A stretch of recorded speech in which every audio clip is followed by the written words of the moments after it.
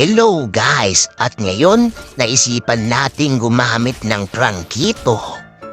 Papakita natin ang varsity hook. Siyempre pag varsity, malakas humatak ng bebot.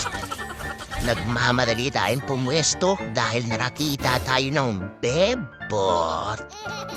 Boom! Two down. Iba talaga pag varsity hook. Lapitin ng bebot. Tayo ay naghahanap ng magandang pwesto at ako'y nagulat. Pinasuhan ako ng isang bebot na si Julian. Nasundot ni Martis na unahan tayo pero goods lang. Dito ay gusto kong maghatak ng bebot. Pero ang nahuli ay barangay tanod. Pero goods na rin yan. Kesa wala. Iba talaga ang nagagawa ng varsity hook.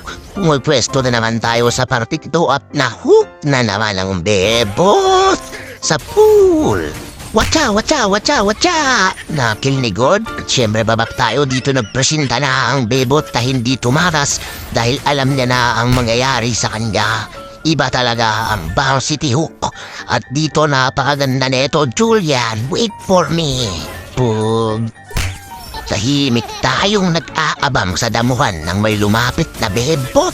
At watcha, watcha, watcha. At ayun na nga, nahigop tayo ng barangay tanot at dumapa na rin si Julian. Isang magandang flash ang ating ginawa. Salamat!